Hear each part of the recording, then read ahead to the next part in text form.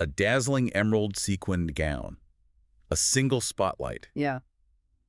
and a performance that the man behind the camera called truly magical. Yeah. That man was Hugh Jackman.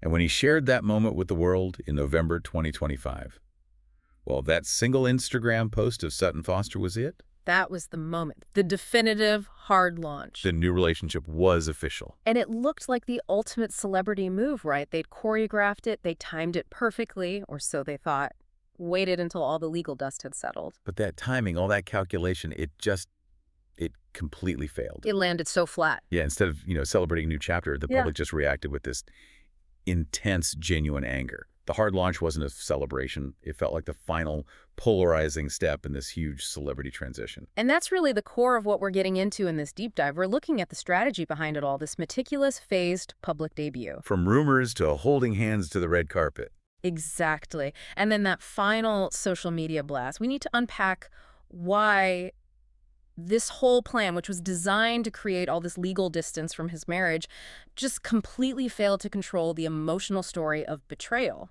Okay, so we have to start with the foundation that cracked. Because for decades, the marriage between Hugh Jackman and Deborra-Lee, it wasn't just a marriage. No, it was a brand, an institution. It was the pillar of stability in Hollywood. 27 years. You really can't overstate how much that mattered. In a town famous for, relationships that last 5 minutes, they were the gold standard. And that legacy is exactly why the reaction later was so dramatic. So when they announced the end of it, September 15th, 2023, the initial statement was just crisis management perfection. Oh, textbook. I remember it was a joint release, right? Mm-hmm. Emphasizing an amicable split for individual growth. All the keywords. All the keywords and promises of gratitude, love, and kindness. They really tried to sell it as this graceful mutual evolution. That was the public story. But as we know from the sources, the legal reality was way slower and much, much more contentious. So the separation is announced in September 2023. Mm-hmm. But the divorce isn't actually finalized until June of 2025. That's a huge gap. It's a massive gap, almost 2 years. And that legal gap, as you called it, was absolutely critical. Why? What did that gap allow to happen? It created a vacuum. While the PR machine was spinning this story of amicable growth, the long legal process gave Deborra-Lee the opening to just completely reset the entire narrative. Okay, so she files for divorce in May 2025, right before it's finalized. Right at the 11th hour. And she releases a public statement that just shatters that whole facade of mutual kindness. Let's talk about that statement, because it really did change everything. It wasn't some formality. It was a moral counterstrike. It absolutely was. Furness described her experience as a traumatic journey of betrayal. Wow. And called it a profound wound that cuts deep. That is not the language of an amicable parting. No, that's the language of moral transgression. Exactly. And what it did instantly was give external validation to every single suspicion the public already had about why they really split. It reframed the whole story. From mutual loss to his moral failure. Mm-hmm. And, when the public sees two stories, one of mutual respect from the celebrity's team and one of profound betrayal from the ex, they're always going to gravitate towards the emotional one, the wounded one, especially when that celebrity's whole brand was built on being the opposite of a betrayer. it gives them permission to feel personally let down. And what's so fascinating is that the pain and suspicion weren't just based on a delayed divorce. The sources point to the roots of this new relationship going back much, much further. Which means we have to shift from Hollywood to a hothouse of Broadway, yeah. Because this new romance, it didn't just bloom in private, it blossomed right there on a public stage. The stage was the catalyst. Jackman and Sutton Foster, they were professional acquaintances for years. They knew each other. But that deep, intimate bond really flourished when they co-starred in The Music Man. And the timeline there is what raises all the eyebrows. It's everything. The run was super intense, daily contact, high emotional stakes, and it ran from December 2021 all the way to January 2023. And during that whole time, both of them were still married.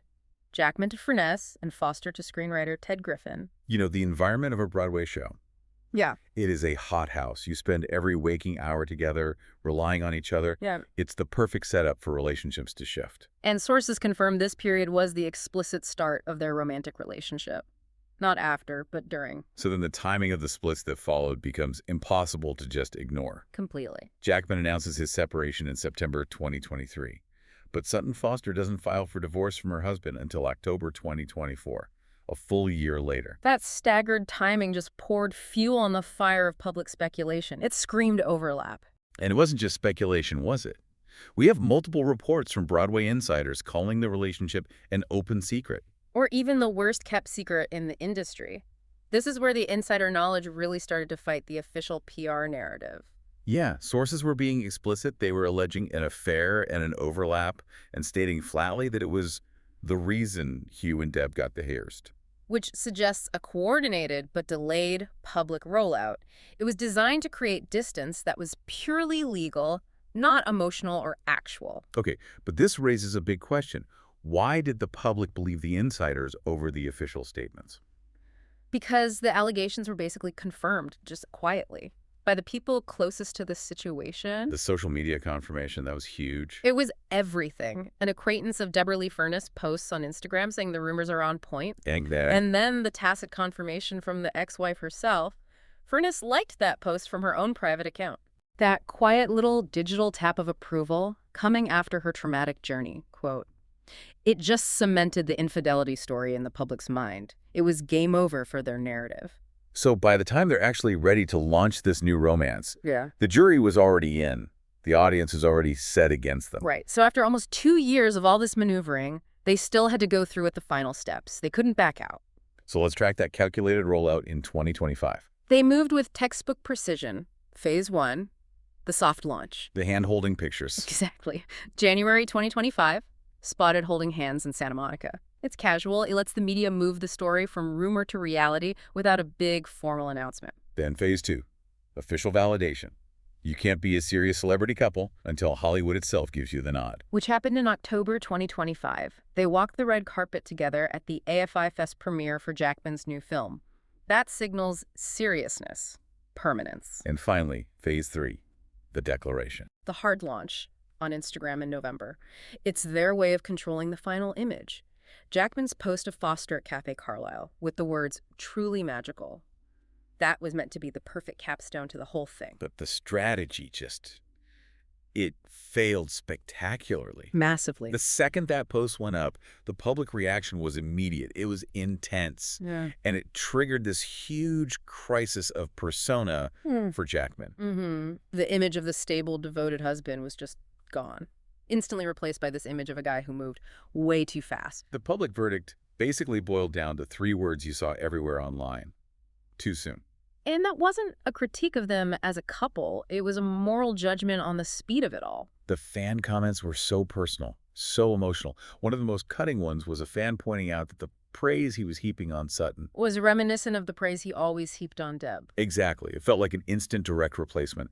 No respect for the past. And that feeling of replacement directly fueled the anger. You saw comments like, "Too soon, you made promises to Deb and we all believed you." When a relationship lasts that long, fans feel like they've invested in it. They feel like they own a piece of it. There was that one comment using the Tyra Banks meme. Oh, yeah. "We were all rooting for you. How dare you?" That says everything, right? Yeah. It shows the level of personal betrayal the public felt because his loyalty wasn't just a private thing, it was his brand. And this is such a crucial takeaway for anyone watching celebrity dynamics. The legal timeline just becomes totally irrelevant when it clashes with emotional timing. Right. Jackman built this fortress on his devotion, and then Furness's statements about her profound wound meant the public felt they paid an emotional price. And they felt justified punishing the new relationship for it. So if we look at the entire journey from the Music Man stage in 2021 through the divorces to that hard launch in November 2025, the real conflict is that dissonance. They got their legally clean timeline, but the emotional story of overlap and betrayal just completely drowned it out. And for you, watching all this unfold, this case study just shows how fragile celebrity goodwill really is.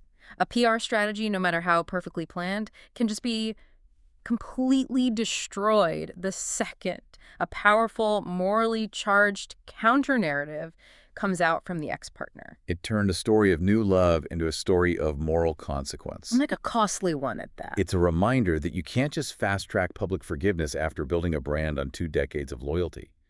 The audience felt like they were owed a period of respect for that history. And Deborra-Lee Furness made sure that this magical new relationship would forever be seen through the lens of the profound wound that came before it. Which is what the public is still responding to. Absolutely. And that brings us to a final sort of provocative thought for you to chew on. If the public's anger is truly about the speed of this transition after a 27-year marriage, we have to ask a really difficult question. How long is the required unpaid period of public mourning for a Hollywood relationship? And can any celebrity couple, especially one tied to allegations like this, ever truly speed up public forgiveness? In the age of instant judgment, time is the one price you can't negotiate. It's the cost of redemption. You've been listening to The Deep Dive. Thanks for tuning in. And don't forget to subscribe for more deep dives into the stories shaping our culture.